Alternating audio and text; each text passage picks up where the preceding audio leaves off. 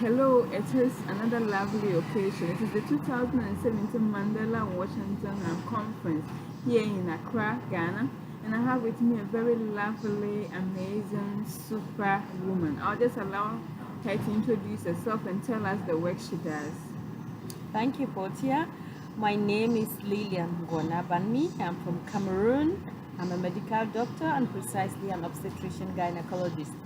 Beside my regular work at a hospital, I am also a facilitator in the prevention of the transmission of HIV from mother to child. So I train medical personnel to help them know how to help prevent this transmission from mother to child, since it's been proven scientifically that most of this transmission occurs during delivery, during childbirth.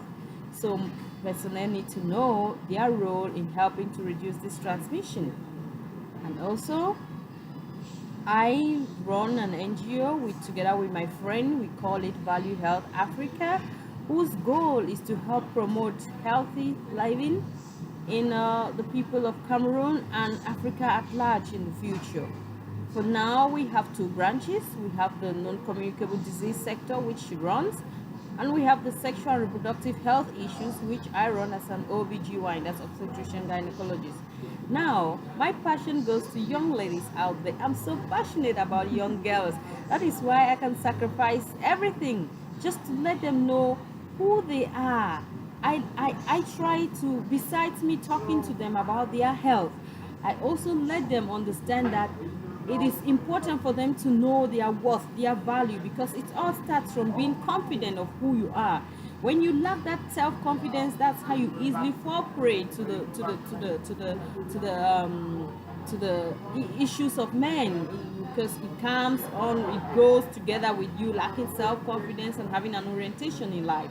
So besides me talking to them always about puberty, about the adolescents, about menstruation, about unwanted pregnancies, about family planning, I also instill in them, I also empower them for them to know their purpose in life, why they are created. It all starts with you knowing your passion, because your passion goes together with your calling. And when we do all of that together, it's a holistic approach. When we do all of that together, we find that we have a healthy society. And as someone said today, half of our population is made up of women, more than half. And if we don't use the women, it's like walking on one leg, even though you have 2 feet, 2 legs.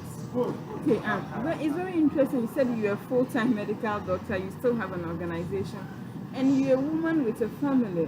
How are you able to manage all these things and still impact life?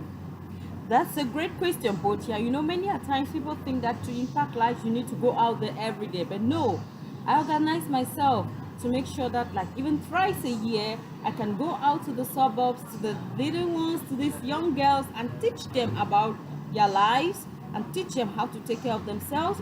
Even twice a year, I can help to train this medical personnel. So it's all about arranging your time. So this is wonderful. Now we are here at the conference. We are talking about integration, partnership. How would you be able to do that? How do you think that you can partner even in your field or with other people doing exactly the same thing in other West African countries?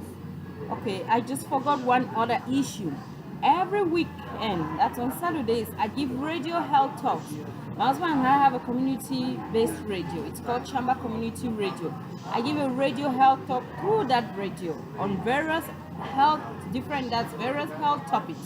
So that helps also to strengthen my society, because a healthy society is a strong society. Now, talking about integration, we see that Africa, they call it Cameroon, for example, they say it's Africa in miniature. If you look at the map and everything, and even the cultures, some parts of the country rhyme with other parts of the country. It goes like that. Now, health is a global issue. What affects A in country A affects also B in country B. For example, when we talk about maternal mortality, the causes are the same.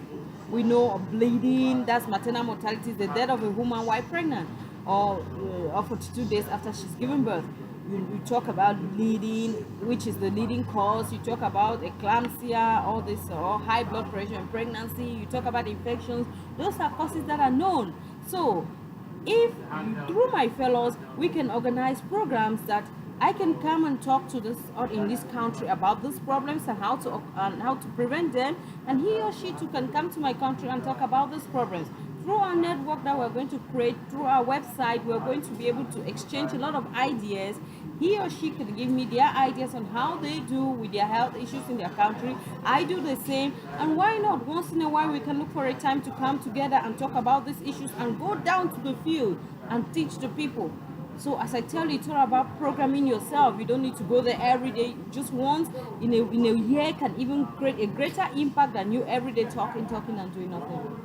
Now, how has Mandela Washington Fellowship changed the way you do your work? How has it even impacted in your work as a professional medical doctor in Cameroon? I want to sincerely thank President Obama for this wonderful initiative, because before I went to the Mandela Washington Fellowship, I had a completely different idea of what fellowship leadership was all about. But the Mandela Washington Fellowship changed my thinking so much, and you know that change comes through your way of thinking, through your mentality. It let me understand what I learned so much in the Mandela Washington was servant leadership. So I'm there to serve my people. That leadership is not positional. So, you know, at first we used to strive for positions, but truly, I'm not really interested in a position, because me impacting someone already shows I'm a leader. I don't need to get a position to know that I'm a leader. If every day I wake up from my bed and I impact 1 or 2 lives, that's the most important to me than having a position that I don't even know who I'm impacting. Yeah. So what's your final inspirational word to especially young ladies out there who are not so fortunate to even get an education to talk of being a medical doctor and stuff like that, who perhaps they are not even motivated enough to try and work hard like you are doing? What do you tell especially young girls in Cameroon and of course across West Africa? Wow, that's a great question. Now, I want to talk to the young girls. You know, growing up, being an adolescent is already a challenge on its own, because your hormones are screaming. They want you to do this, they want you to go left and right.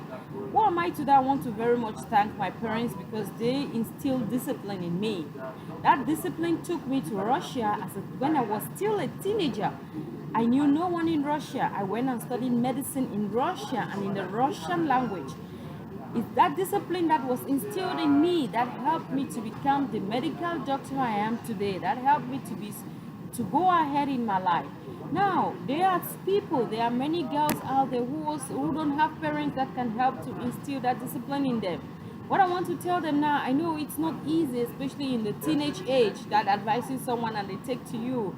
But just think for once that whatever you do now is going to affect you in future, whether you like it or not. So, if you want to become, let's say you want to become a lawyer tomorrow, is it by going out every night that you become a lawyer? I don't refuse you going out once in a while to hang out with your friends. It's very important. First of all work without play makes Jack a dull boy. And all play too without work makes him a mere toy. So you have to balance your life. That's why there's the weekend, for you to rest, for you to relax. But it's not every day that you have to go out. Be careful with those you make your friends, because whether you like it or not, bad company corrupts good character. Make friends with those your age, make friends with those a little bit older than you, and also have concerns that are younger than you. Those that are older than you will teach you some wisdom. Those that your age mates will easily understand what you're going through, you can share with them. And those that are younger with you than you can be able to teach them too, because life is all about give and take. Be a river, not a lake. Now, you should have someone, at least 1 or 2 people that you can run to express some worries, some fears, some concerns. Those people that can be able to advise you, you know, those people that can be able to share your burden, because a problem shared is already half solved. You know, you cannot, it's not always going to be your parents that are going to help you, that some don't even have those parents. So have someone, at least 1 or 2 people that you can run to explain, to say your worries. For example, when your age mates, you can easily discuss certain things and you people kind of console each other. Now you need someone for wisdom, you run to that friend that is older than you, or sometimes even your age mate that has even undergone something similar can be able to give you that. Above all, you should trust God, for those who believe in God. Above all, you should strive in everything to be at peace with persons and peace most especially with yourself. Have a goal, have a focus. Think of yourself. What would you like to accomplish in future?